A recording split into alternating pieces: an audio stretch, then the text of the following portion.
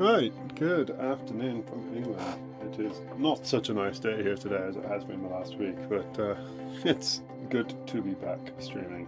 We'll have a go at some of the stuff we were working on yesterday, particularly that whole year block which we glued back together, but I didn't get a chance, unfortunately, to have a look at the PalaeoTech block which we started. So this is the one that we left yesterday.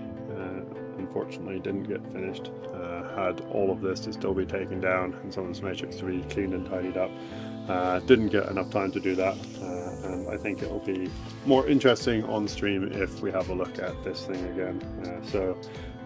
Having not remembered what it was because I didn't label it and had it loosely glued, this X was the tape that had held it all together, so I tapped it on the beach. When we were prepping yesterday, this side all came apart, revealing that this is a whole gear. There is a middle, quite a nice little middle actually there, but this whirl that comes around fell apart, and so we stuck it back together, and so we'll try and see what we can do as we remove all of this matrix here, and then we might have a look down here. So there's a couple more interesting bits that suggest that there's probably another ammonite there.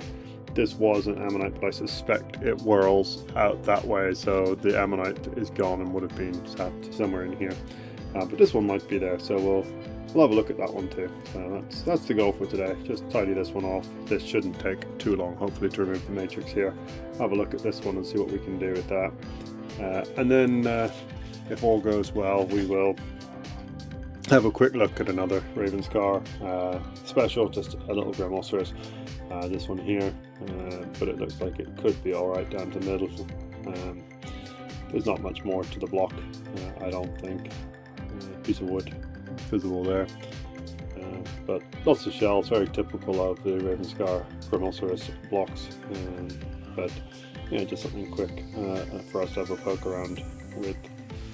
But we'll get to that one when we get to it. So first, whole gear, and see what we can do with this. Thank you for everyone who's here. It is good to have you. If you got any questions or comments about anything during the stream, just chuck them in chat. I do check up on them. It's not always instantaneous, but I will be there as soon as I see them. But obviously trying to focus on the prep, it's sometimes a little slow. But chuck questions, comments, statements in there, and I will get to them when I find a second.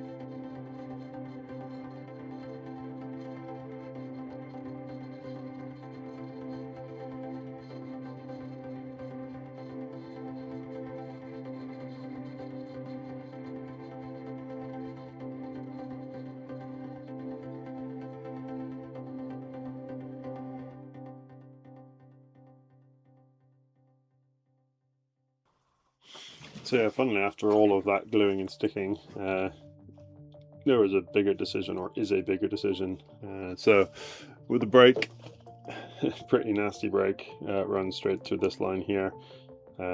This outer whirl appears to then deflect upwards, so I'll just show you. It doesn't follow around sort of in a nice flat line, it comes up. Presumably why that line is the weakness is there something that has happened there when this was fossilizing. So we got a decision to make whether or not we want to try and remove this section and drop it down onto that inner whirl. But unfortunately, that inner whirl, you might just see a little sparkle right in the middle there.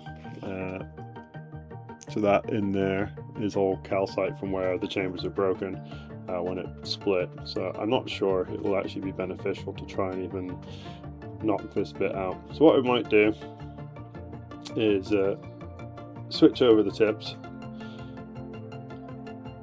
I am contemplating coming in the back actually of it and having a look from behind. It sounds great, I know, but prepping it, it might be in better shape from the other side. So yeah, this side's a bit messy, but from the other side, depending on how that's broken and gone back together, the other side might be better. Debatable. But either way, what I'll do first is change the tip and have a look at just seeing if we can prep this little one here and see what's in there before we then make any decisions about prepping the reverse on this side of this one.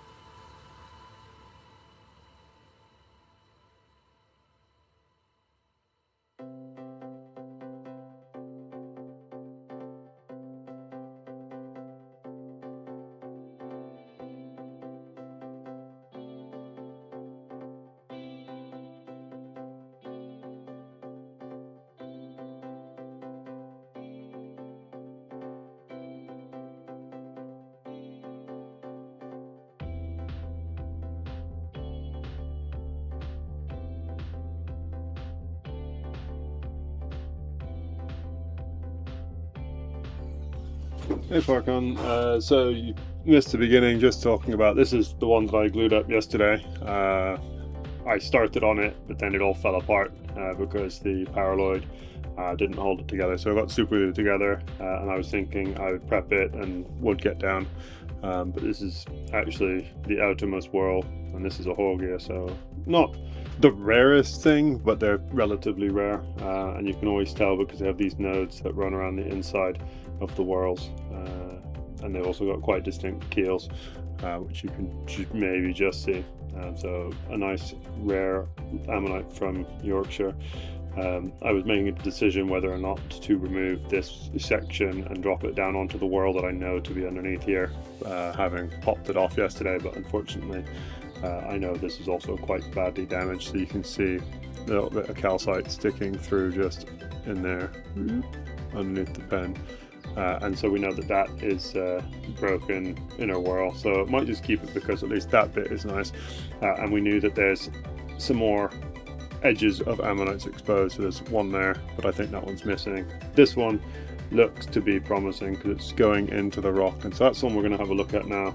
I was thinking about changing the tip though, because this matrix is incredibly shelly, as there are quite a lot of the different matrix from Ravenscar, and so it's sometimes a bit tough to prep with a chisel, but it's also sometimes tough to prep with anything because you're trying desperately hard to figure out what's ammonite and what's not just shell, bivalve shell, as you're going, and sometimes you can't tell, and so that's what I'm just trying to figure out. And then, as I said, if we get through this one fairly quickly, we'll have a quick look at a Grammoceros, which is in a similar sort of looking matrix, another shelly mess, but they come from slightly higher up the sequence at Ravenscar. You were here yesterday, so you saw this. I haven't done anything more to this Paranoceros. I just didn't get time this morning. Been dealing with life and business admin, so did not get to have a look at it. So that still sits there waiting for me to finish it off. But I thought we'd do something a bit more interesting today. And this one we did start yesterday, just didn't get very far with it. Yeah, so that's what I'm just having a look at.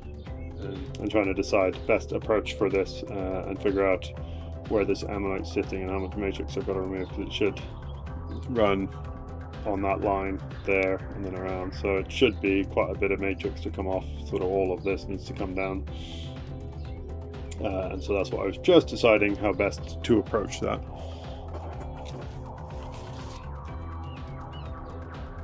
Hey Tom, so yeah, I mean, I've got that Gramo, looks pretty decent.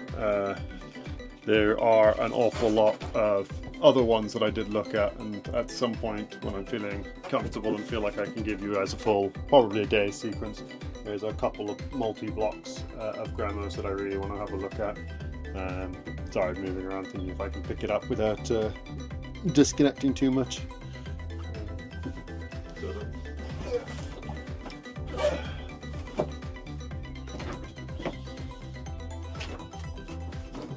Yeah, so the one I really want to have a look at, as you can probably tell, is a bit bigger, but it's got a keel there, a keel there, a keel there, and as you can see, they're rammed through. This is very typical for the Grammoceros blocks, is when you find one, you find hundreds of them, but this one is one that's calling out to me, and at some point I will pick it up and start prepping it, but I just haven't got the confidence to do it, because I think it could have a lot of potential to be quite a nice one. And then yeah, you turn it over and you go, oh, another one there, another one there, there's another keel here, so yeah, there's some of these blocks are really interesting and they're absolutely laden. There's another one, yeah, there.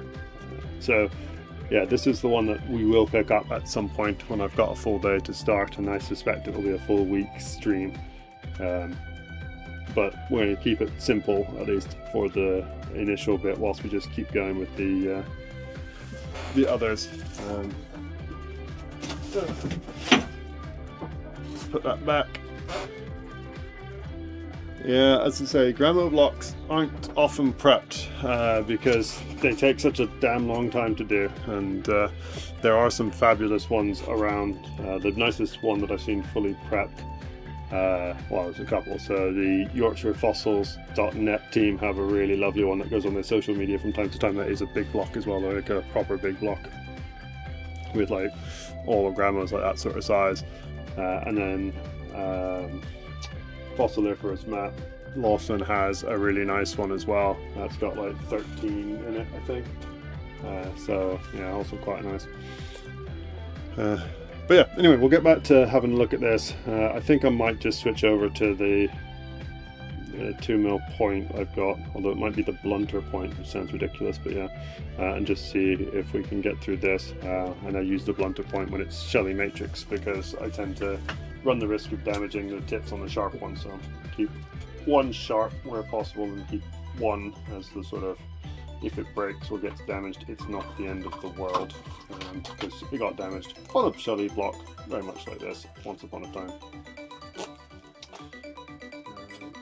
That's what we'll just do now. But yeah, it's a shame that they're not more well appreciated Dremels, but I think it's just because they take so damn long to prepare that they're not worth it in general for most of the commercial collectors and preparators to do it unless someone brings them one, because that big block, I reckon, for me, will probably take at least a full week, and even then it will probably need to go away to someone like Sean to do the finishing for air braiding and all the rest with equipment I just don't have, especially when you get to some of the ammonites that are in and tucked between all the different bits. So, yeah, it gets a bit challenging. Anyway, let's get back to the prepping and less of me yapping, and let's see what we can do with this little honky block.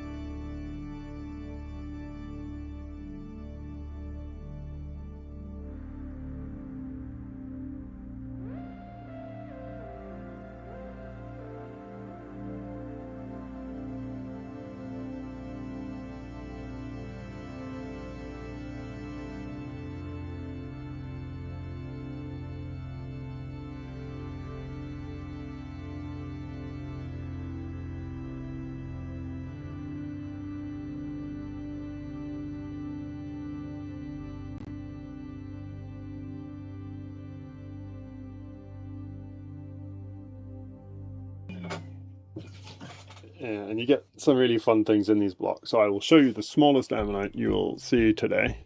So that there, whoop, is a little ammonite, and I mean we're playing.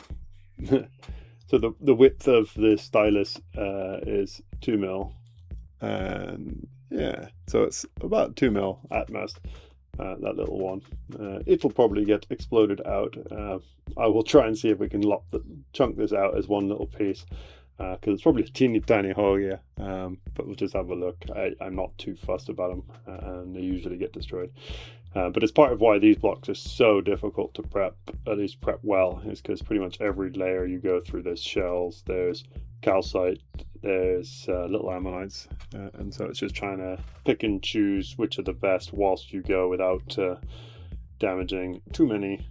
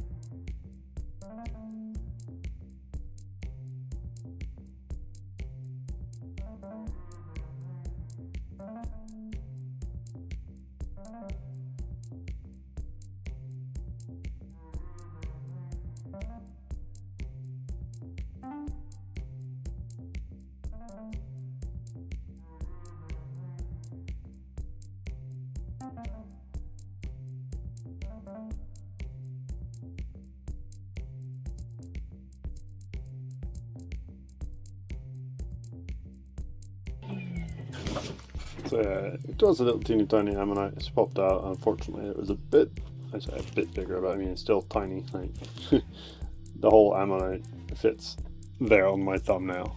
So they're teeny tiny. There wasn't much hope of it surviving in general, but that's what I was just having a look at it, see if anything was preppable. But yeah, this is why it's so difficult, as I said, to prep, is you run into things. This, for example, is a nice big bivalve shell, and it sits just a couple mil above the actual ammonite.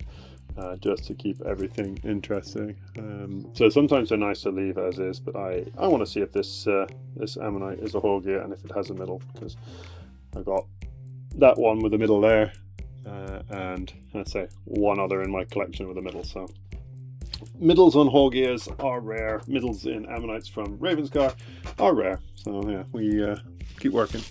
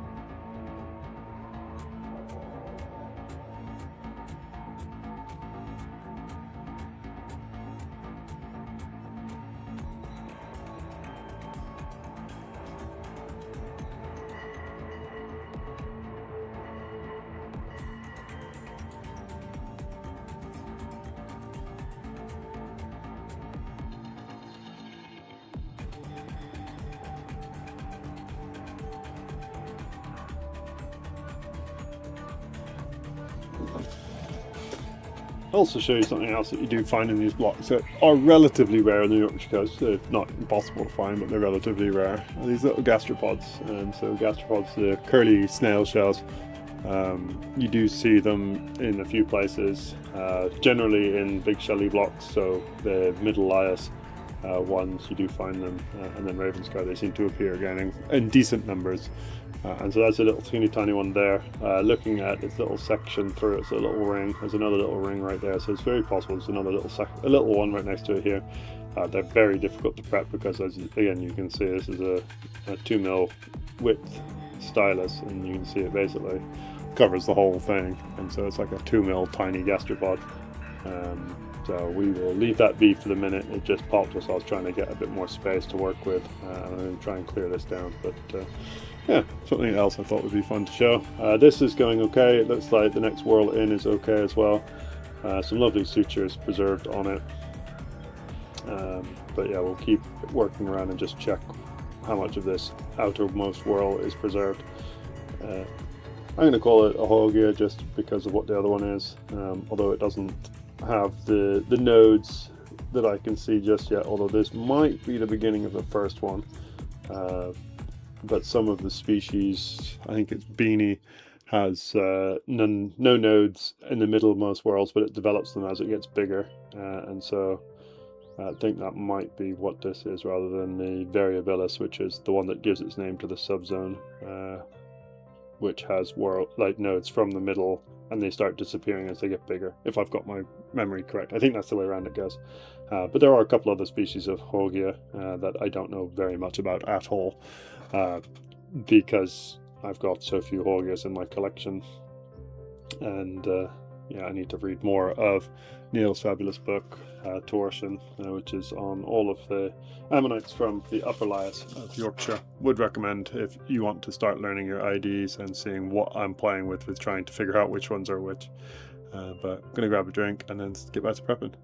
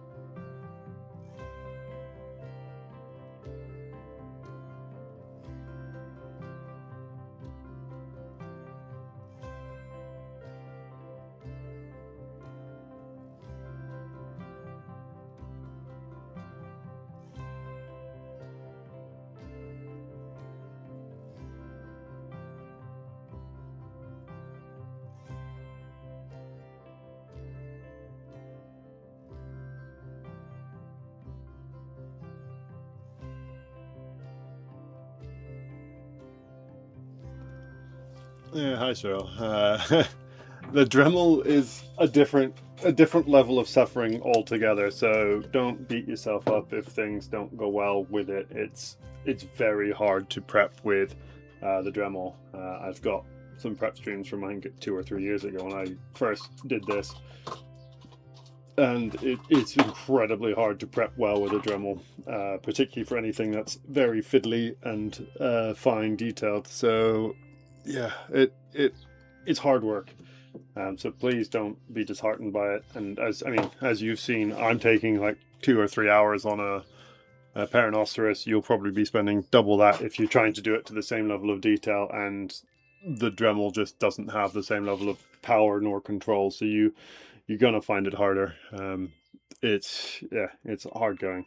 So it's not necessarily that I have the patience. Admittedly, I sit here for a couple hours to do this every couple of days, but it is hard work. A hammer and chisel, or just a hammer full stop, is often an easier solution, and it's the one that everyone can do quickly and easily on the beach. Is why we do it.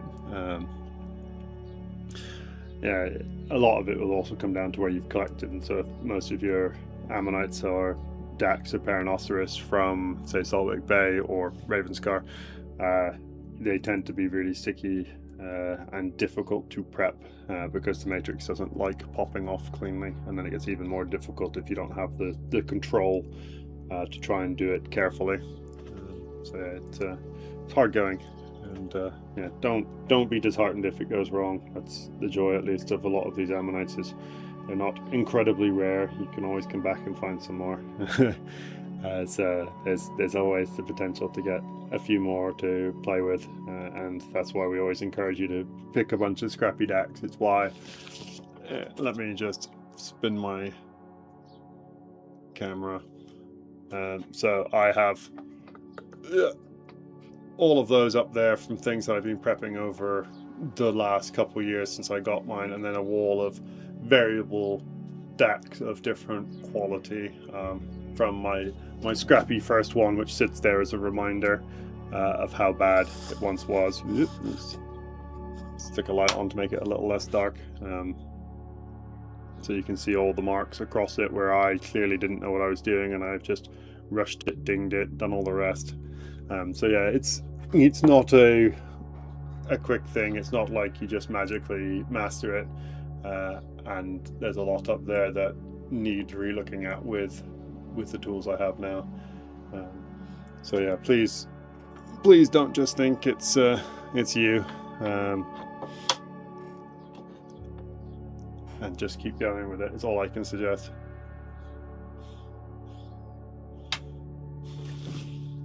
Alright, let's have a bit more minute prepping on this little tiny thing.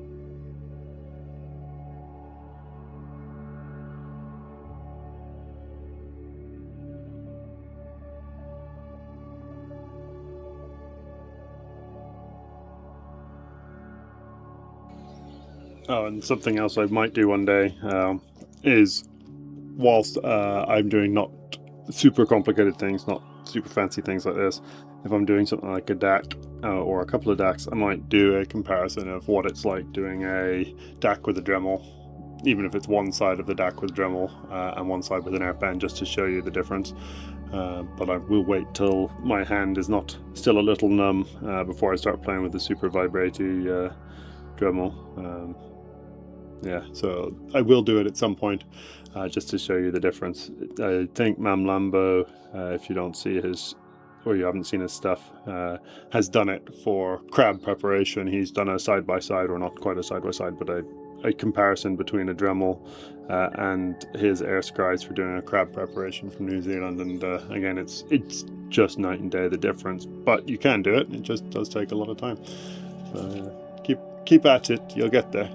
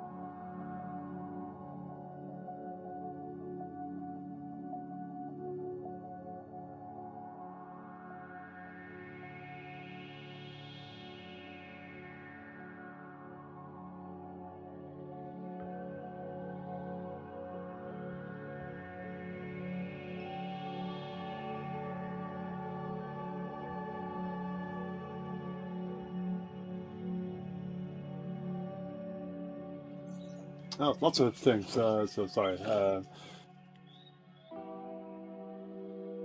If you think my shed is tidy, I appreciate it, surely, but yeah, it's really not that tidy. I have spent a lot of time recently trying to get it into a somewhat manageable state. It's about to have another overhaul as I get new filtration.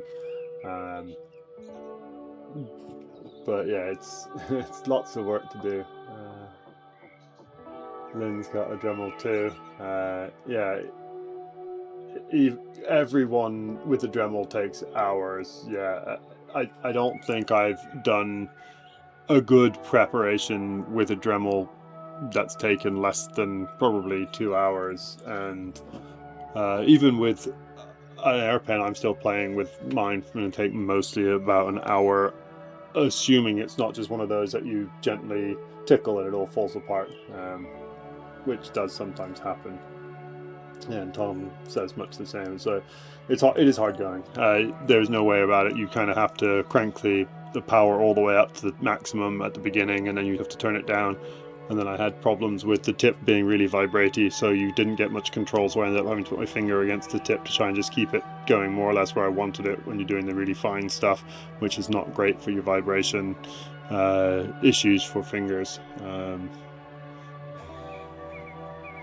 Yeah, and Tom has said the exact right thing. It's what I did when I got started. It's a good test to see if you enjoy doing it enough, and if you enjoy doing it enough, then upgrade. And you can upgrade relatively cheaply now. If you've got the basic setup correct for your Dremel, you've got your either a box or an extraction setup or a place that you can do it without being a dust hazard. Then the switch is just to get yourself an air pen.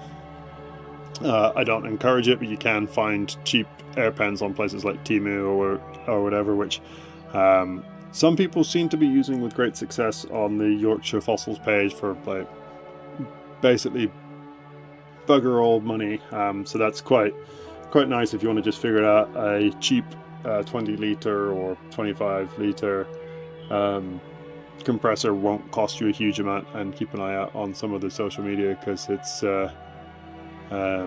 sometimes cheap for second-hand ones, and then even if you want to upgrade to a really big one, like my really big compressor, I think was 500, which is the same price as this pen was. So, so yeah, the compressors themselves are relatively cheap for what you get for them. The pens get very expensive when you start playing with the higher up ones, but there are plenty of options around. Zoic do quite a few, DN Sons do some, and Ken Mannion does some that also do Yorkshire stuff, and there's obviously some American companies that do them. So it's Chicago who produces a lot that people then modify them for prep, and there's a few German companies, and yeah, there are options.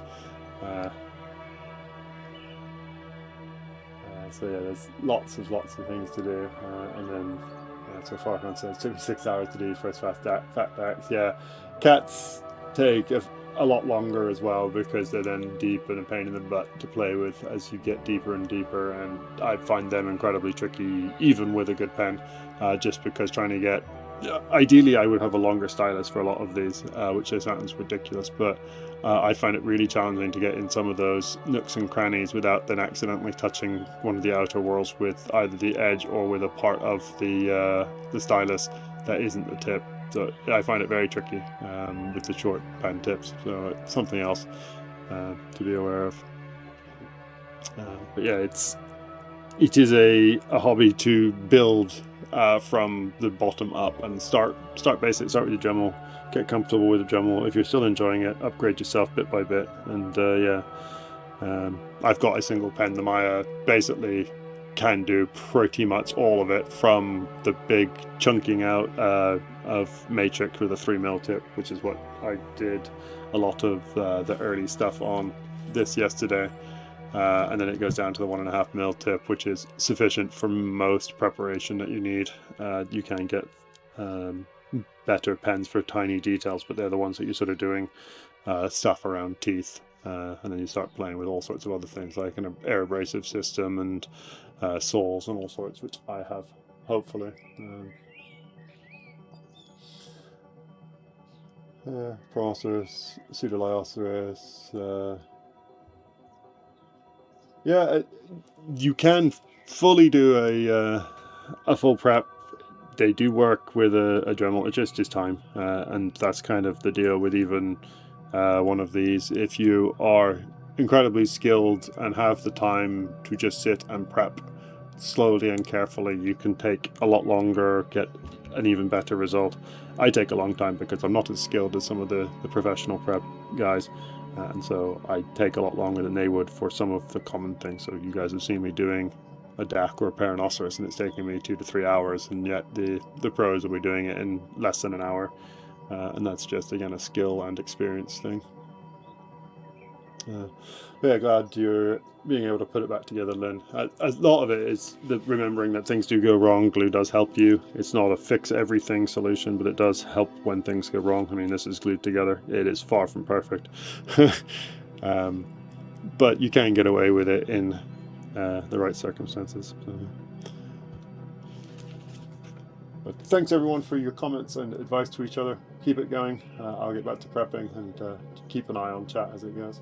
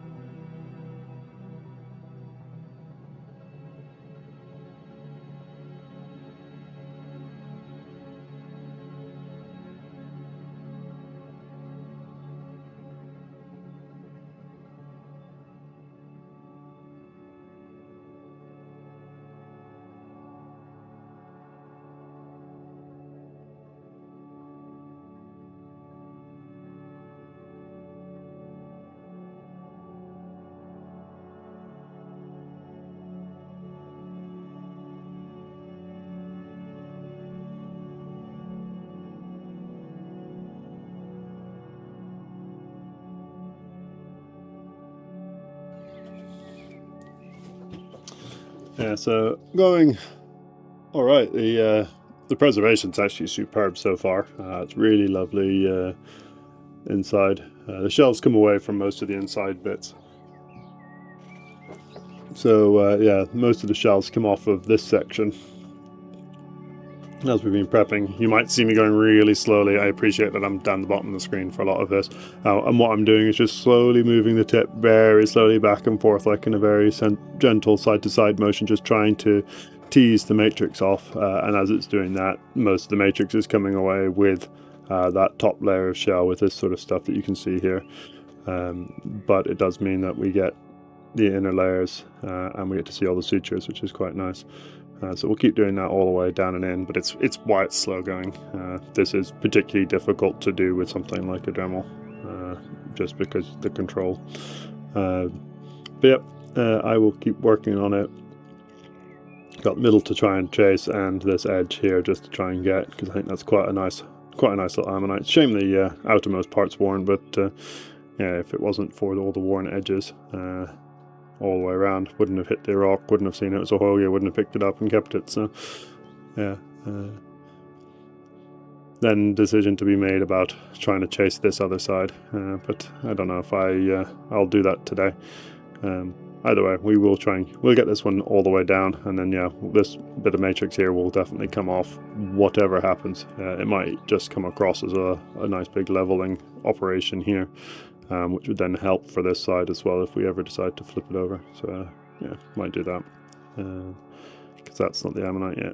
So if we level all this off, take out this chunk of matrix across here, then we can prep this little corner, but we'll do the middle first, whilst I've been focused on the little teeny tiny bits. Oops, sorry, I appreciate I'm talking whilst looking at the fossil and not always at the stream, so sometimes it gets a bit messy and I end up dragging it out of focus. But yeah, as I said, we'll take off. If you see the little bit of keel here, we'll basically come across from that line all the way across and lower this whole thing, but we'll do the middle first.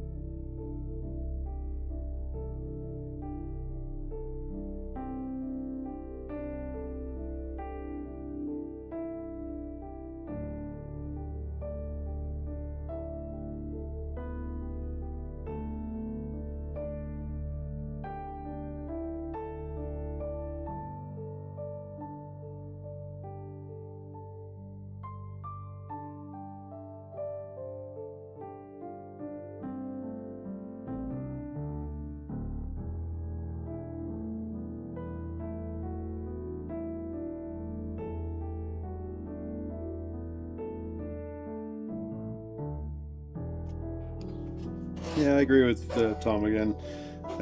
If you're going to spend the money, make sure you're doing it for the right reasons. Sometimes the right reason is just that you want to save money on professional prep, and sometimes that is just you do the bulk removal of the matrix yourself. I did and do still sometimes start prepping things, get to a point that I'm like, that's as far as I'm comfortable going, and then send it off to prep. But that alone can save 50, 100 quid each time, depending on exactly what you've done. And so that also makes it a worthwhile investment long term if you're sending off quite a lot of stuff to prep. As Tom will attest, sometimes professional prep just is the solution. No matter how good you can get with the tools that you have, sometimes there is someone just better at it, and we need someone who can do the magic. And I've got Sean for my magic, at least for ammonites, and there's plenty of other people who are effectively geniuses when it comes to fossil prep. So sometimes all you can do is get them to a point and you're like, that's as far as I'm ever going to be able to go. But at least that way you've saved yourself some money that way. But it's great to see you all having a good conversation about it.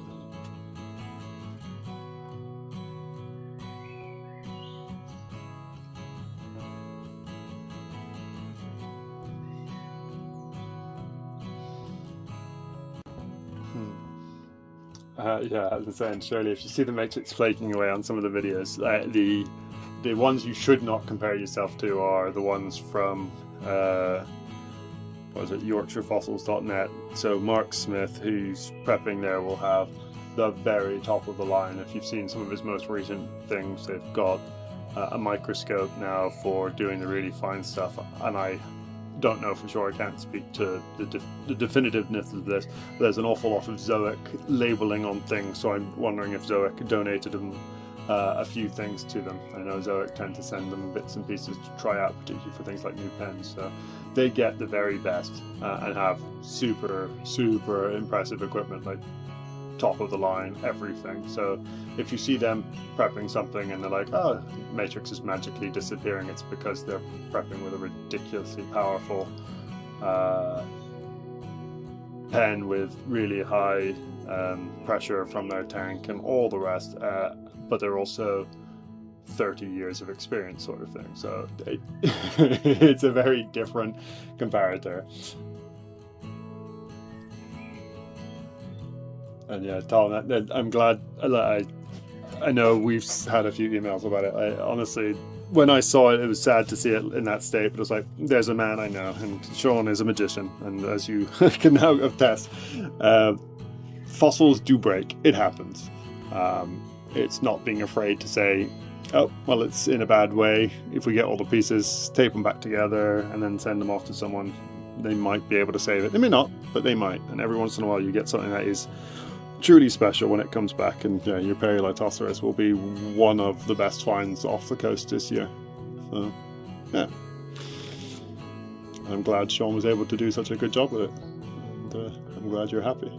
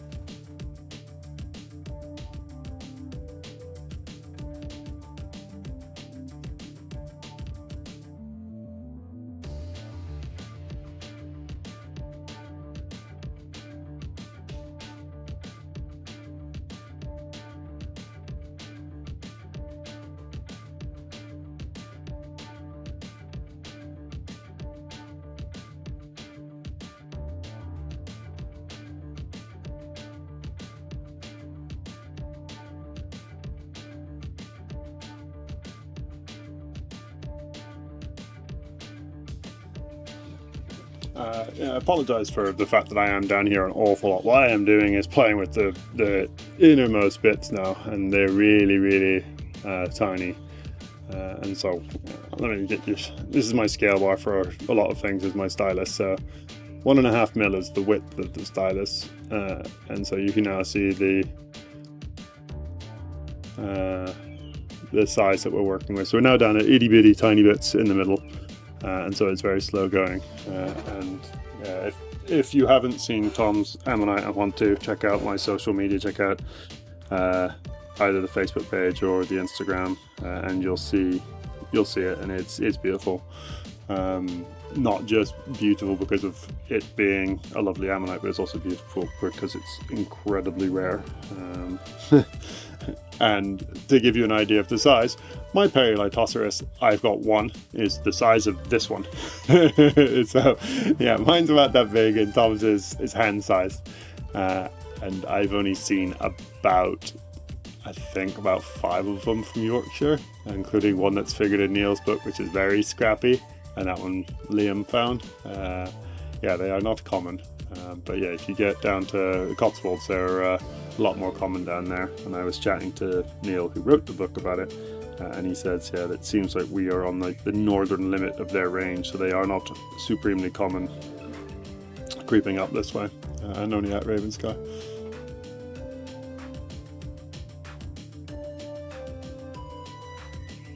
And the other thing to remember with Dremels as well, and all the air tools, is there's a bit of technique to it. So if you just keep going the same direction the whole time, so let's say you're doing that way. So you do your line there, you do your next line there, you do your next line there, you do your next line there. If you then do your next wave of like there, you'll struggle to get big chunks to come off. So you should do what's called cross hatching if you're trying to remove large chunks quickly, especially with lower power. Is you do like that, and then you do 90 degrees to it, or at an angle to it, and then so what you're doing is digging out those grooves that you've generated, and you'll pop each of those little bits off, and so that does also speed up what you're doing. And it's definitely more important when you're working with really hard matrix or really not powerful tools. It makes a big difference. And so yeah, start one way, then work 90 degrees to it. Pretend you're playing tic-tac-toe or building a tic-tac-toe board, but across your entire fossil. And that will also make your life a little easier. Will not solve everything. As Tom says, you're not doing anything wrong. The Dremel's not super powerful. It does take a lot of time. But there are some things you can always modify about your technique and how you're doing it to make it do more. And you can get big chunks. But sometimes that is just a function of the matrix, and sometimes some matrix just doesn't pop nicely. This that I'm working with at the minute doesn't pop nicely. You can get bits to come off, but those bits that come off nicely or in big chunks tend to be because I'm taking a whole shell out.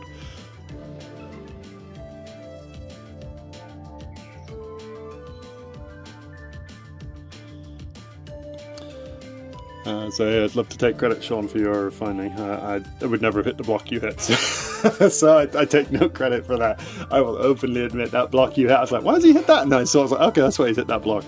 Yeah, the oyster beds I'd never really explored before, and yeah, Neil had a specific bed number. He might have even said it was like 57 or something. But he knew the bed instantly when he saw the oysters in the smooth matrix. Like, he knew what it was. So.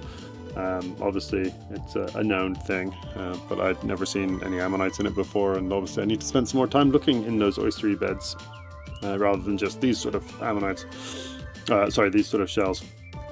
And there is a subtle difference as well between the Hoggia beds have slightly larger shells versus the Gramo ones. So the Gramo ones, this one here, and the Hoggia beds, which are slightly lower, have a very distinctly different shell, but it's very difficult to realize until you actually start seeing them.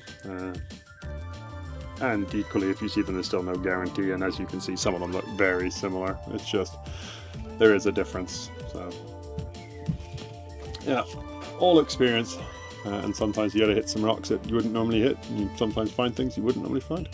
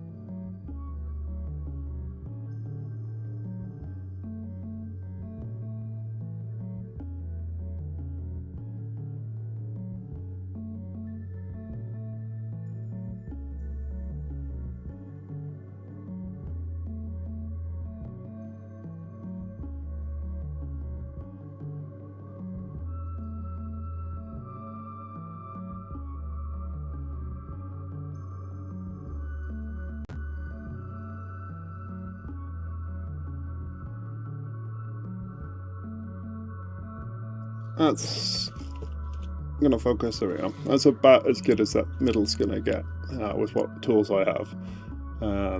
So I'm pretty pleased. It's not too bad. It goes down pretty close to the dead center. It probably does get down to the dead center. I just can't get to it with the matrix how it is. So what we'll then do, as I said, we'll take a look at this one here, find the edge of its keel, and basically just work across and try and take all of this matrix here off. And then that way it gives us a bit more space to work and decide what we're doing with this edge. And see if there's anything else in here. No guarantees, but yeah, there's a little tiny, say one I didn't see, so there's a little tiny gastropod up here. This one will get sacrificed.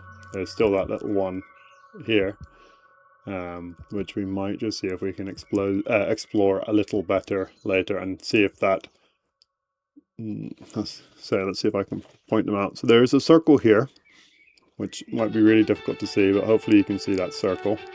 That's the gastropod from the below.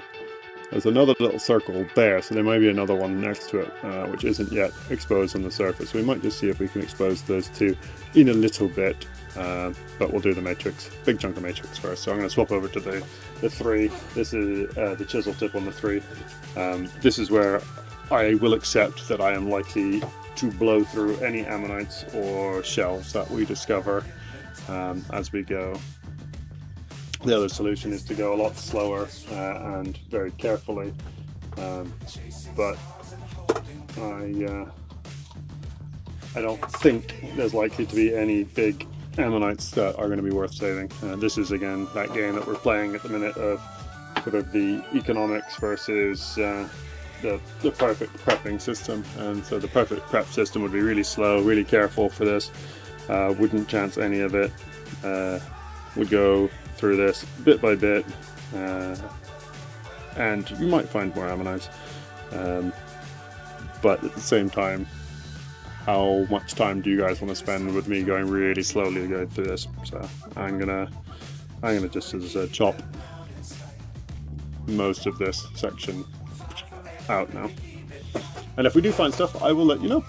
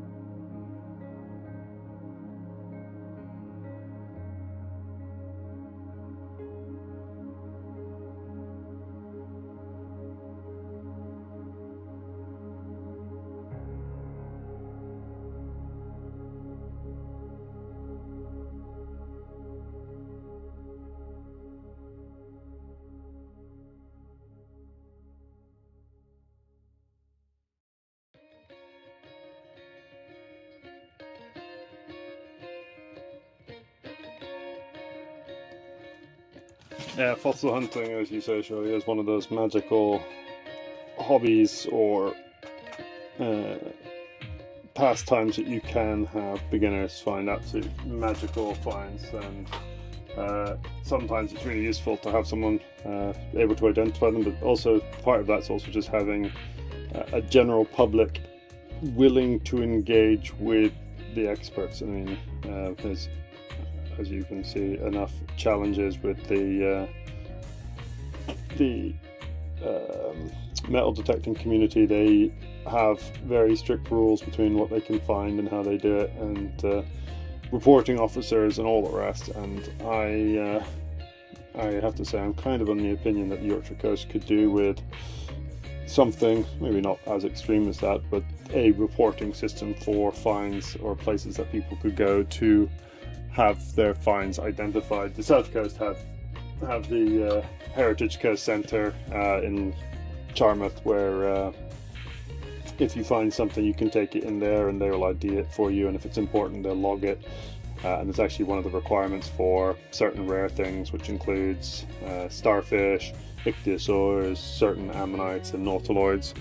And yeah, we could really do with something like it in Yorkshire, so that people could come into a place and go, I found this on the beach, what is it? And they could then ID it and make it of importance. And so that way we don't have our beginners not able to identify stuff, but also not just taking home something rare and scientifically important that then just lives on a shelf in someone's house who doesn't understand what it is. I am always happy to take people out and do tours and do my ID, but there's also an understanding that I don't know all of the stuff, so I always have to rely on other resources, and that's part of it. But paleontology as a whole is one of those fun subjects that the amateur or non-professional community make a huge difference. I seem to remember a stat from a long time ago in one of those sort of kids books that you read, of something like 3/4 of all of the the dinosaurs from New Zealand had been found by one amateur person. I doubt that's still the case, and I don't know if that number was correct even at the time, but it's one of those things that I kind of believe that you get some very enthusiastic collectors, be it amateurs for their own interest or commercial collectors, who make a huge difference to the scientific community as a whole. And it's not something that many other fields can say. Yeah, sorry, I've just had to stop prepping because that original repair that I had done started moving again. So I only glued where the ammonite itself was under here, and so I've been removing the matrix, which goes fairly quickly then because none of it's stuck down. But the downside is obviously the little bit of glue that was in on the shell and on the ammonite itself has not been sufficient, so it's all moving, which is why I've just stopped to re-glue it. But yeah, as I was saying, the professional community, it's tough to decide what you call a professional paleontologist. In general circles, professional paleontologists are the academics rather than the professional collectors or the commercial collectors. And the professionals, as far as the academics are concerned, tend to not be out very often. They tend to be doing a lot of work in the universities, and so we very rarely have academic collectors regularly out on the in the UK at least collecting fossils, especially the vertebrate paleontologists. Most of the finds tend to be found by non-professional or at least non-academic paleontologists in the UK. And so yeah, the community play a really important role in it, and it is something that I think Yorkshire is lagging behind in, is the engagement or a way for the general public to engage with the scientific community better and have someone help ID and stuff. And yes, I could happily do that, but I don't think at the minute there's any funding for that, so unfortunately I have to figure out some way to make things pay.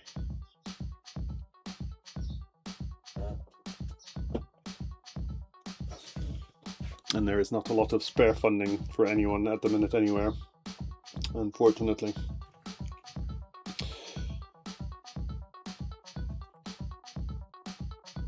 Yeah, that's probably okay. I'll just give this little section a bit of a wide berth, to just whilst I get going I'll prep down this side. first, and then yeah, we'll see how it goes. I see that I've chucked about 1,000 frames at some point through the stream, so hopefully it's not too unstable again, but it's less than 1% of all of the frames from the stream, so obviously had a lag spike somewhere, but hopefully not too bad, and hopefully hasn't affected quality or dropped everyone.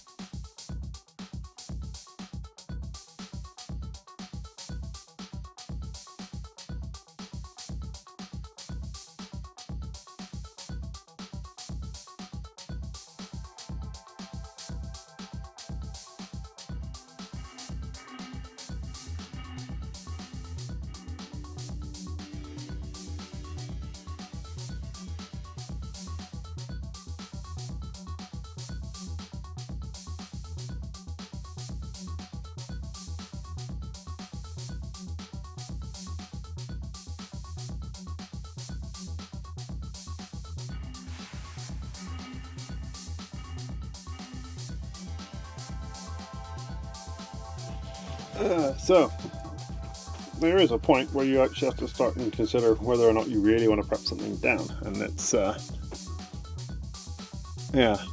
lovely bivalve. At least the imprint of a bivalve has popped, and it's right at the end of this shell. So I might leave that there. It might be a challenge. I might just try and smooth this little bit at the top down with the pen, but try and leave this here because it sits quite nicely at the entrance. So it looks quite good as is, and then yeah, we'll get the little fine tip out and just see if we can tidy this corner because we're down a fair bit closer to it. But yeah, just take a little bit of this all off.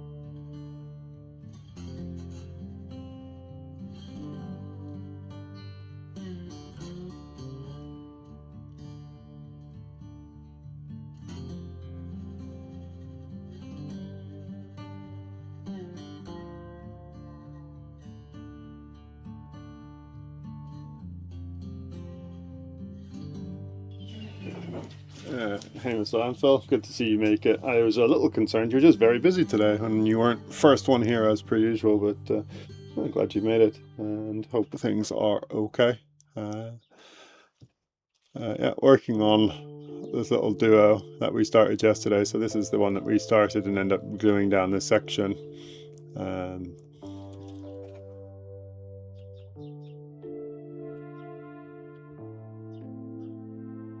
Ooh, there's a good one that Shirley's just brought up. What do others do about how to store and preserve fossils? You could write books, and in fact, many people have written books on what's the best way to do it. And I think it's universally not known what is the best way to do it. But I will let people know what I do with mine. I wash my fossils in general for at least an hour. Ideally, you do it overnight. If you've got a water butt or anything like that in your garden, it's not a terrible idea just to chuck them in that just to get the salt out.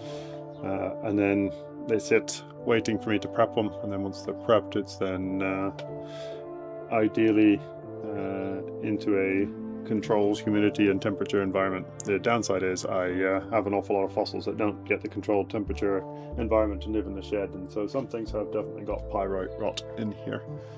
And so when I see that, they go into the bin or into a thing. Odd that YouTube's not alerting everyone, so sorry about that, but glad people made it despite that. Hopefully it's just a short-term bug, and tomorrow will be better for it. But yeah, if anyone else has got suggestions for what they do with their fossils, feel free to write them in response. Always good to see what everyone does.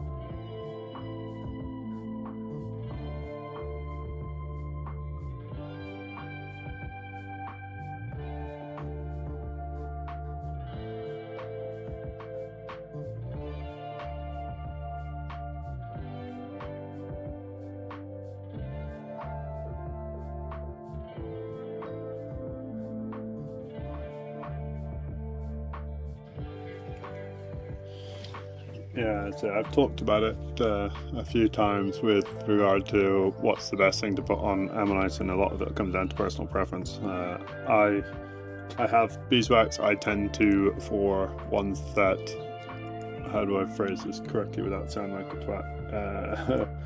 For ammonites that I've not dinged or have done very little to and want to highlight things like suture patterns, I much prefer Paraloid or B72 or one of the clear varnishes. There's the Chemi's polishing solution or whatever would be the equivalent, that bring out the shine and are shiny themselves. But obviously I know a lot of people do put the beeswax on, and it is very effective for covering up sins, which I have plenty of those, so not worry.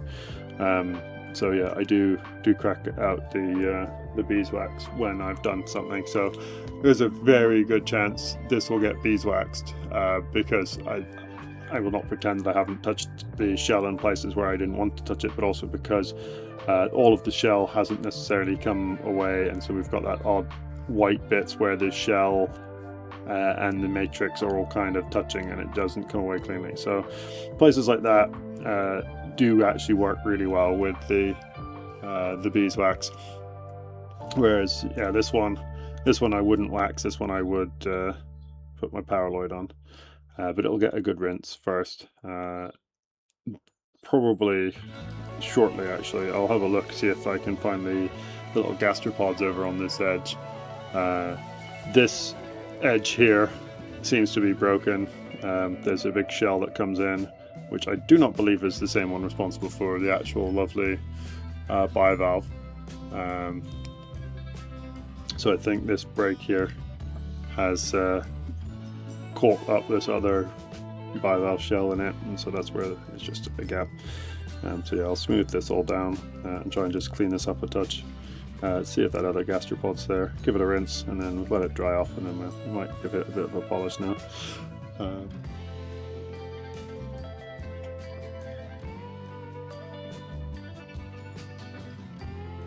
And this landfill has that luxury of the Petoskey stones. We have a not dissimilar equivalent. We do get carboniferous corals here, mostly from glacial deposits that have brought them down. Probably not dissimilar to the Great Lakes stuff, which I think a lot of the Petoskey's there, whilst they do come out of the bedrock, I think a lot of the original stuff got moved around by the ice sheets.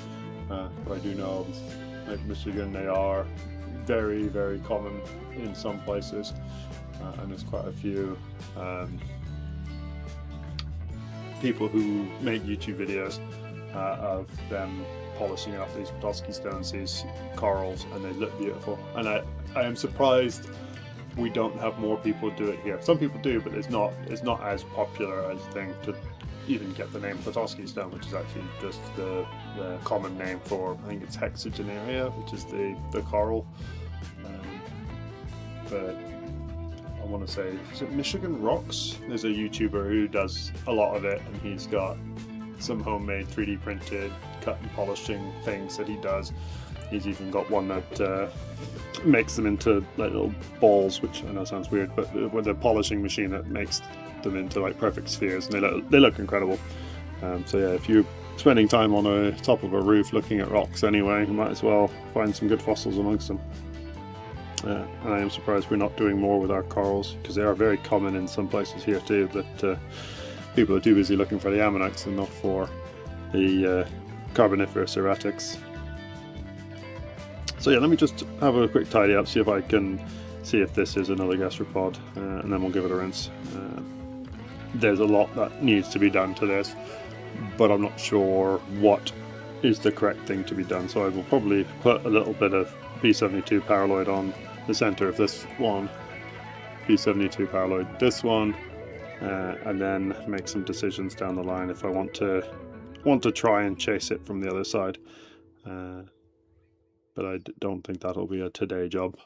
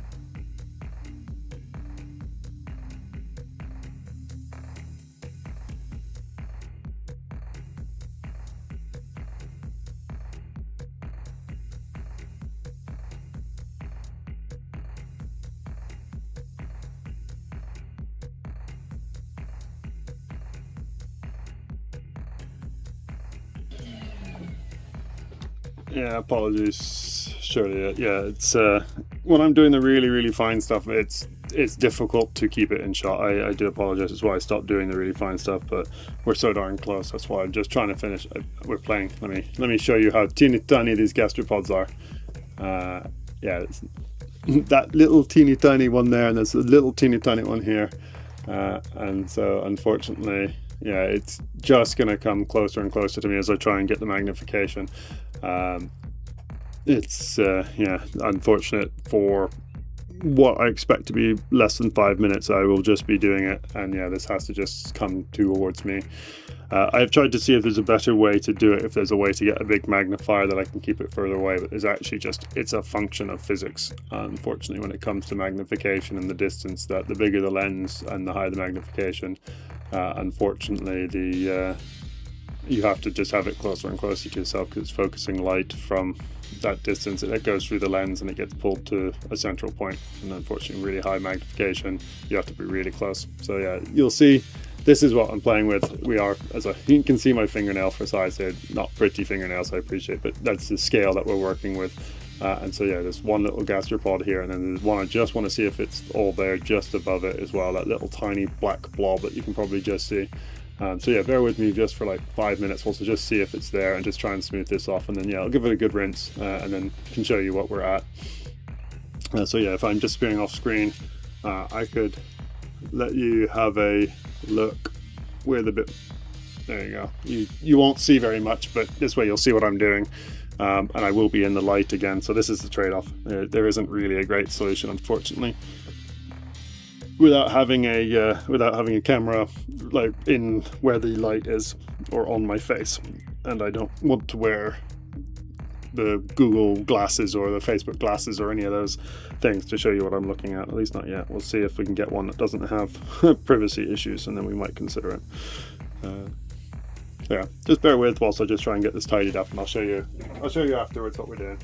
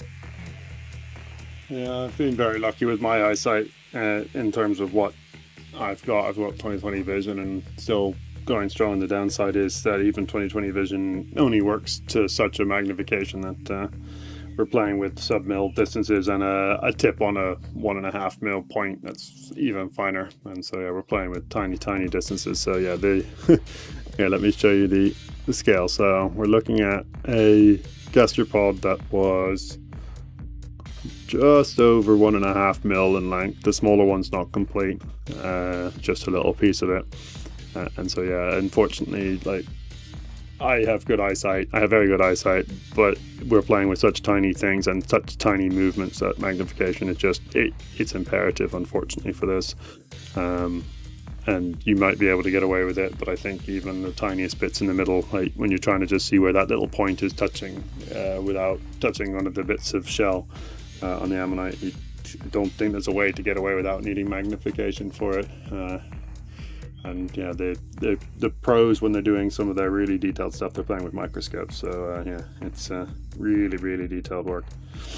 But yeah, it's pretty close to being done for what needs doing. I'll give it a rinse, but I will also do a little bit more. So hole gears, I can zoom in. I don't need to be so far zoomed out anymore. Come on, zoom. Oop, nope, wrong way.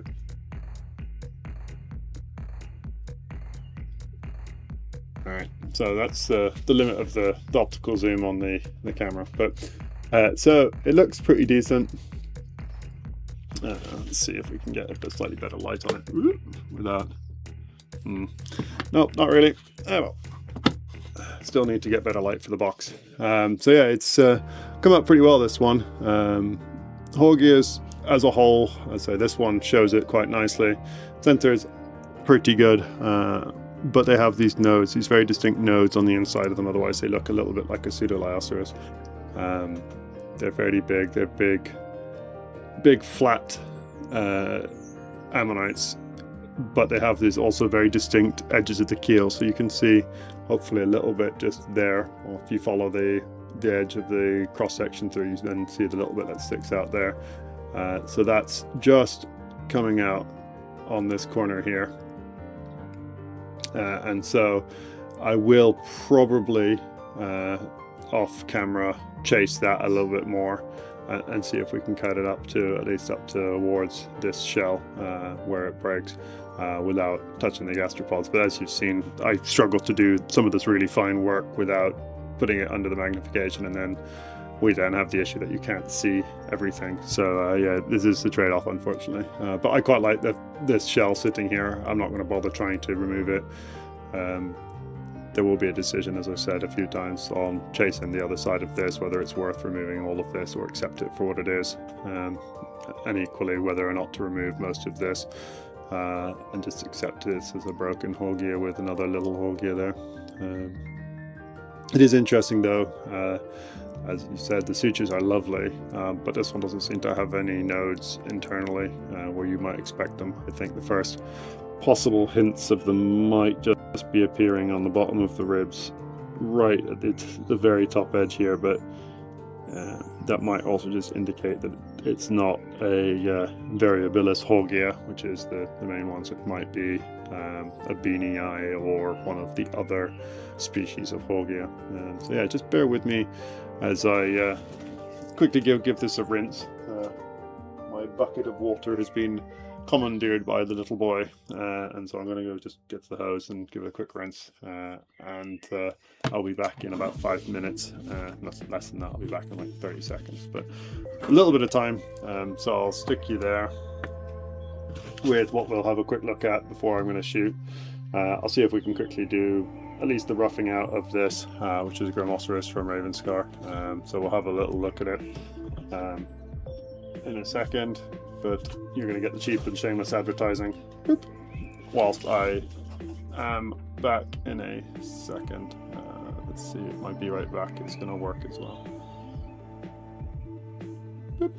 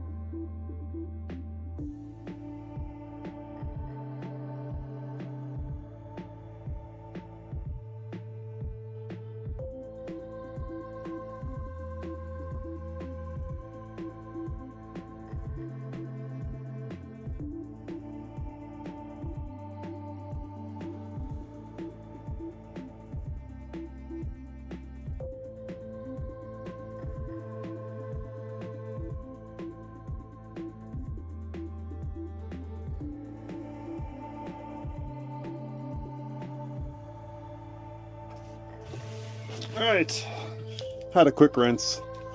I do love what colour everything goes when it's slightly damp. You can see the calcite goes that lovely distinct sort of creamy colour. The matrix is nice and dark. You can see all of those sort of prep marks disappear, and that's why, I mean, this is a perfect example of what basically beeswax does. It makes everything kind of this colour and tone, and it is a lovely distinct shade. So yeah, everything looks superb like that, and you can see why people do it. And I agree, particularly for things like the calcite, it looks lovely. Yeah, I'm pretty pleased with that. Actually, that's come out really well.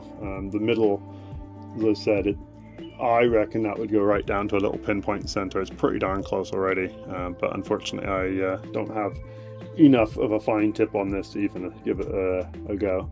But it is pretty good for now. I will give this a good tidy up with some varnish when it's all dry, but I'm going to try and see if I can chase that keel around a little bit on this side and this side, and we'll do that off off camera. Can almost see an eye, a nose, and a mouth on that rock. So we've got what, an eye, a nose, and the mouth coming across. Is that how we're doing it? Yeah, good. Could see that. And pretend it's an ear as well if you really want to get into it. Do this. There's someone who was doing stone face Fridays, is it? There's someone who does it on Instagram, I think, is their thing. Is they fossil hunt out on the south coast. They pick up all of their stone faces, and there's a surprisingly large number of them that look a bit like a face if you have a good imagination. So yeah, pleased with that, which makes a change. Not often we get to have one that comes out of the prep box that I'm quite pleased with, at least to start with. We will have a quick look at as I said, a Grammoceros. I'm just going to change the tip over to a little chisel tip because I don't think this will take at least too much to get the matrix off. It's reasonable odds that the matrix close to the ammonite is going to be sticky, just because that's what some of these grammos are like. The ideal Gramo blocks in my brain are the ones that have a distinct coloration, and I'll show you what I mean in a second when you get close to them. So most Gramo blocks are a distinct grey, just that's what they are, kind of like most Yorkshire blocks are grey. But when you get close to the ammonite, they have a distinct change in colour, and they go to a lighter grey. That Hoggia block actually had it, and it gets softer as you get really close to the ammonites, which is sometimes very useful to prep them. Sometimes, as you saw in that last one, not ideal because they get a little sticky sometimes, that the matrix doesn't want to come away from the shell. But at least it's a soft matrix to work through rather than that stuff that is like rock, but like hard rock, stuff that dulls tips of pens. So I will show you on this one in a second. Sorry, just trying to tighten everything up as we go. Right, so hopefully you can see this here is a very different color to this here. It may not look like it as much on camera, I appreciate, but it is. So this is a lighter sort of, I don't know how to describe it, almost khaki or beige color grey versus this. And when you get that sort of color near the ammonite, it tends to prep easier, but it's not a hard and fast rule. So yeah, we'll give this a go. All we're going to do is chase this around. I'm assuming, based on what it looks like, that this is going to be mouth border side. It comes around this way, I'm going to assume, and then we'll wrap in on itself. We will also just pop through this piece of shell that I had another Dremel once upon a time on it, and just double check that so that we don't accidentally run into a big fat piece of ammonite this way and it's actually whirling the other way.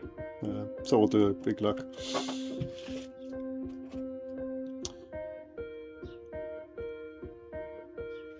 But yeah, let's mute you and get prepping.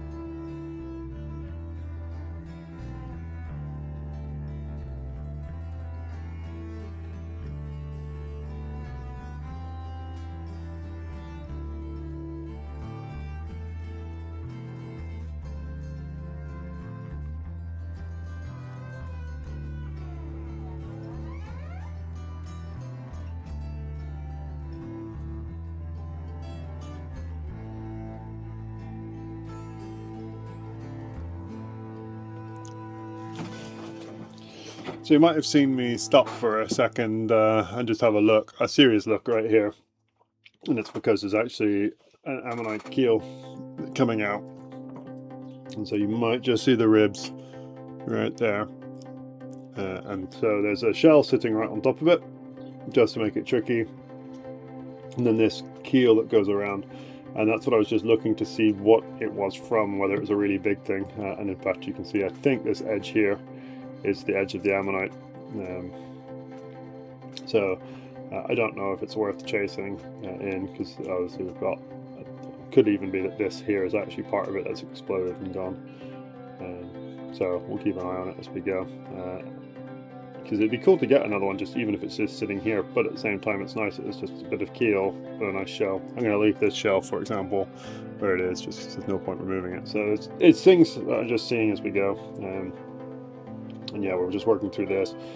There's a very clear break here, but this is a pre-fossilization break, or a whilst this is being fossilized break, so it drops the shell layer from up here down a bit, as you can see. Hopefully that this bit of grey in the middle, it drops actually down in height, so everything's offset by 0.5 centimeter or so.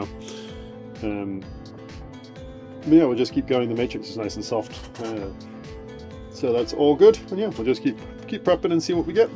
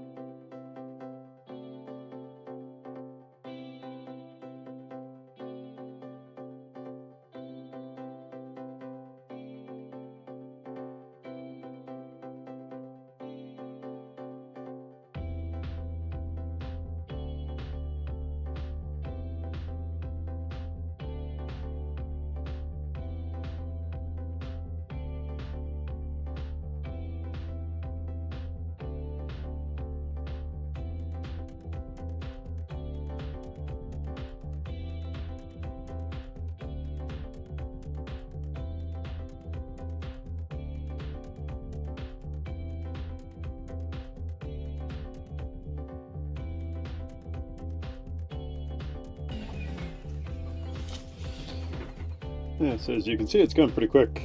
It's amazing the difference that one of these smooth ribbed ammonites makes when it comes to prepping versus some of the DACs. Matrix is fairly soft. The big challenge is that you might just about be able to see, other than the brake, or brakes plural, is that the shell itself comes off. So the shell, you may not even be able to see this, but the shell is a teeny tiny layer between what looks like the ammonite. There's a bit of shell, and then the matrix is sitting right on top. And so it's actually really tricky to keep the shell on these, because as you're prepping, the shell pops off, but the shell pops off revealing the nice, I'd say, the underlying calcite of the ammonite. So I'm not too fussed really, but it's also, I think it's near impossible for these to actually prep with the shell still on, unless you get very lucky. It's part of the reason that this piece of shell is here from the other ammonite, is because it's stuck to the matrix so tightly that the inner parts tend to come away, whereas the shell tends to stay stuck to the matrix. I slowed down here because I had a big question mark, and still kind of have a question mark over what this line is,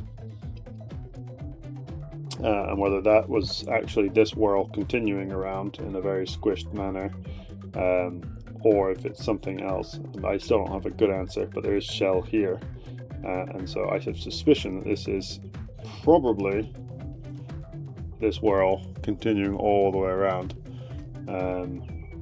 and coming around under here, but very water worn, so obviously we don't see it on the top here, but it might well be visible underneath. But it's a bit of a tricky one when it comes to that, so we'll just keep going very slowly. This should all clean fairly nicely, but bear with me as someone's ringing the front door. I will be right back.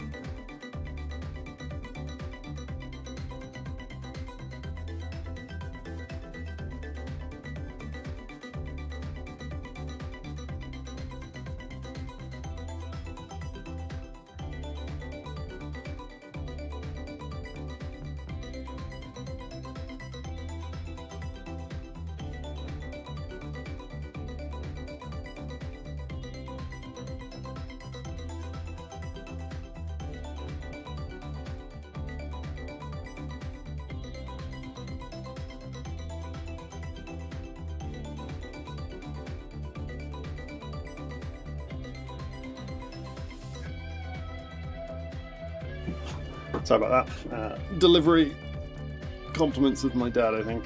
My wife and I had our 3rd year anniversary yesterday, and friends and family have sent a few gifts very kindly and unnecessarily, but some of them didn't quite make it here in time for it, so I just had to go pick up. But I'll get back to prepping, and this way you don't have to just look at a boring ammonite not doing anything. You can look at a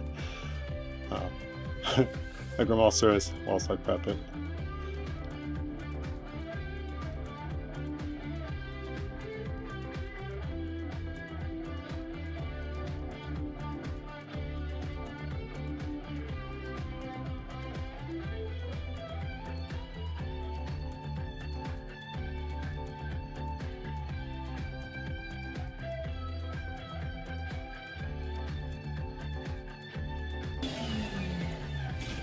And that pop was just to prove to Shirley how skilled I am. Clearly, it just magically. No, I'd say it's sometimes how it goes. You get very lucky sometimes that if you do all of the dirty work, that every once in a while things just pop cleanly. There's no extra skill. There's no extra power. That would have done the same on a Dremel. You do just get lucky sometimes with how things pop. So yeah, that one popped. Lovely. So it goes most of the way down to the mid without me having done anything special to it. We'll get a little tip on it and have a look and see if the middle is more complete than just where we're at the minute. But in the meantime, I'm just going to keep chasing this outer wall and just see what's going on with this, see if we can figure it out.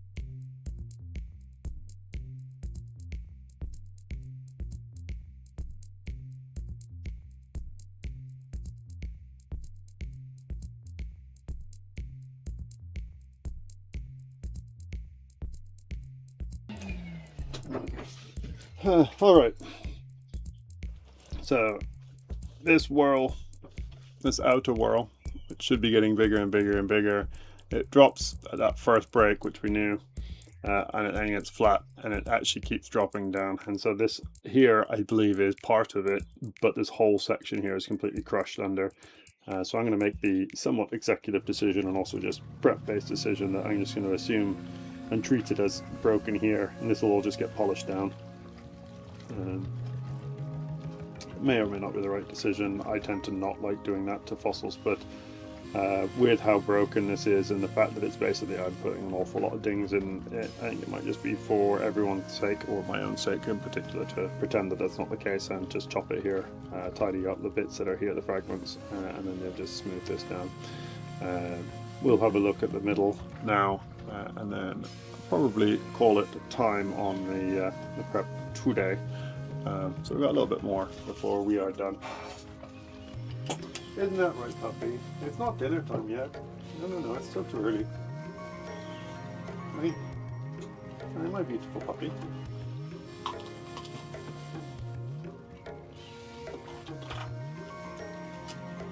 We'll do the standard of giving everyone the pet tax in a second. Let me just switch my cameras. As she just stands by the door. Hello, puppy. Hello. So yeah, she's out telling me that it's dinner time, even though she's actually got another 30 minutes to go realistically. But hey ho. We will finish this prep off and then I will go feed her. That will be her reward.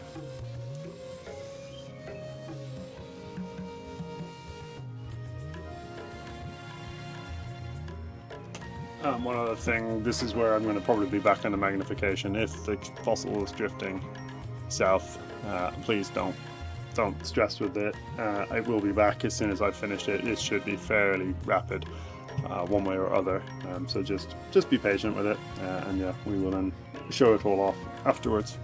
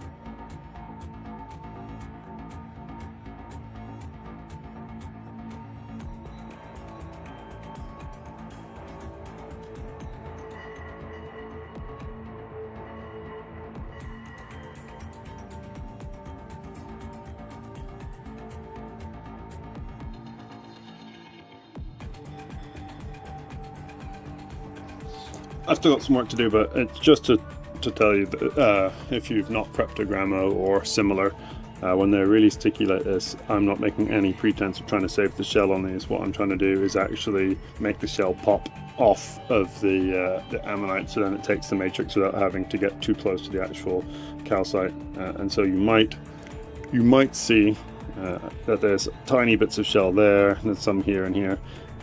In the middle, they basically become a solid lump of shell, and that is what all the matrix is stuck to. And so you end up with like a flat layer of shell that goes pretty much clean across the middle, the umbilicus of the ammonite. What I then try and do is try and basically make it pop off, and so it's again not dissimilar to what we do with the other ones, as you do go around the side and the middle. But I'm actually deliberately trying to make the shell pop at this bit so far. Yeah, it's a little tricky because we're now playing at, I'll give you the scale bar again of what we're playing at mil and a half sort of sizes for the entire bit of matrix I'm playing with. So it's a little bit fiddly, but I'm glad you're enjoying it all.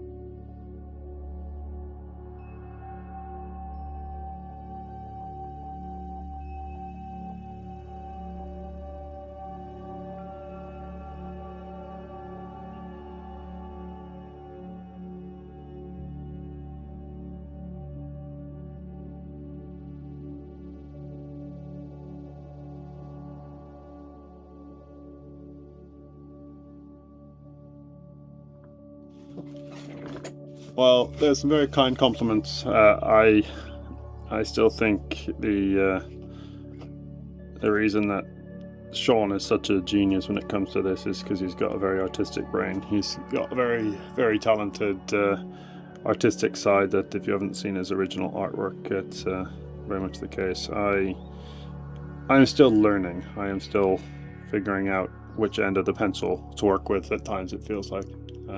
But thank you all for the very kind words. I'll give this a quick rinse and then be back just to show you where we're at. It's going to be pretty close to finished, at least as far as what I'm going to do today. Just give it a rinse and see where things are. I might yet just tidy this down. I might leave it broken, I'm not sure. So I tidied the matrix out of most of the other breaks further along, but this one I might leave. I might tidy it, I'm not sure. But yeah, let me just give it a quick rinse, see where we're up to. I accept that all of this here is a bit manky.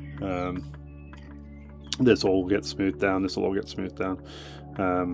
Yeah, I accept that this is probably, this whirl continues probably all the way up around here, but it's crushed and distorted pretty badly, but I think it looks alright up to there for sure, here maybe. So let's give it a rinse and we'll be back in one quick second with you.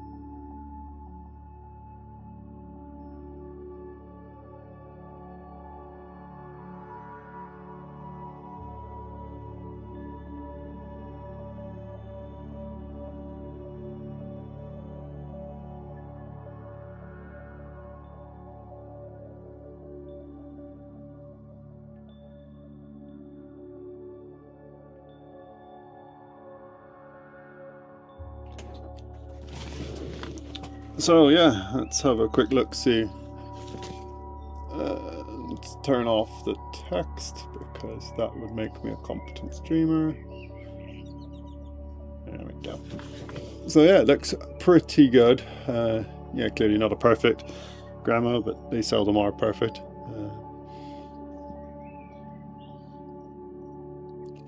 I'm pretty pleased with that. It's pretty decent down to the mid.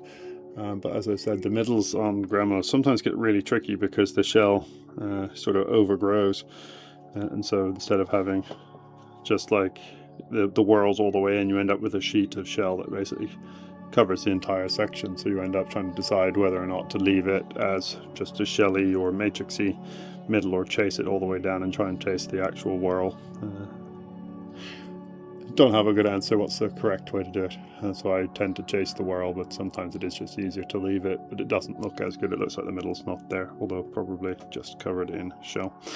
Yeah, I say I'm not upset with it. It's quite nice. I quite like, as someone mentioned earlier, the fact that we have other things in grandma blocks, so I quite like the little shells that are just nearby. So when I tidy this up, whenever I tidy this up, possibly tomorrow, I got the Paranoceros to tidy up as well. I will probably take all this matrix down to more or less its midline, and accept that this whorl will get smashed apart. That's kind of okay, really. bring it back to here, leveled off, smooth this all down. But yeah, we'll try and keep at least that shell and possibly the little shell and this bivalve and secondary one. So yeah, I am not upset with today. Today's been alright as far as prep. So yeah, let's have a look, get them both back in. So little Hogia with the middle, bit worn, but that's how it goes. The one that we knew was there with the middle has a middle. So we've got two middles on Hogias, which is a good day really. Shame the rest of this is a bit of a mess. May yet still remove a lot of this, but it is a debate, and definitely still a debate on what I'm doing on this side, but hey ho.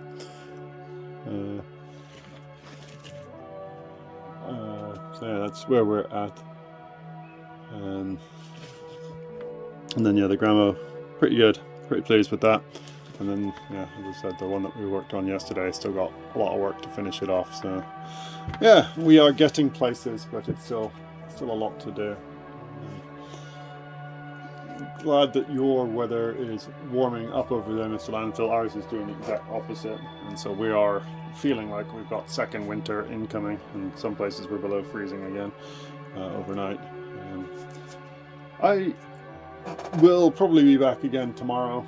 Let me do my I'm going to keep talking to you, so just bear with it as I transition you to thanks for watching. But yeah, I will be back tomorrow, assuming nothing goes awry, and I can show you hopefully those all finished, and then have a look at what we want to do next. I do want to say a big thank you for everyone being here today. I had a bit of a crappy day as far as getting stuff done this morning, and wasn't sure I wanted to actually stream, but you have all made it very much worthwhile for being here. So thank you all for coming along and being involved. And having all the kind words. It is greatly appreciated, especially when my YouTube channel's currently losing subscribers, which is not ideal, but do appreciate you all being here and watching and putting in the hours with me. It is greatly appreciated. So thanks everyone. I will catch you all hopefully tomorrow. Same-ish time, same place. Catch you all soon.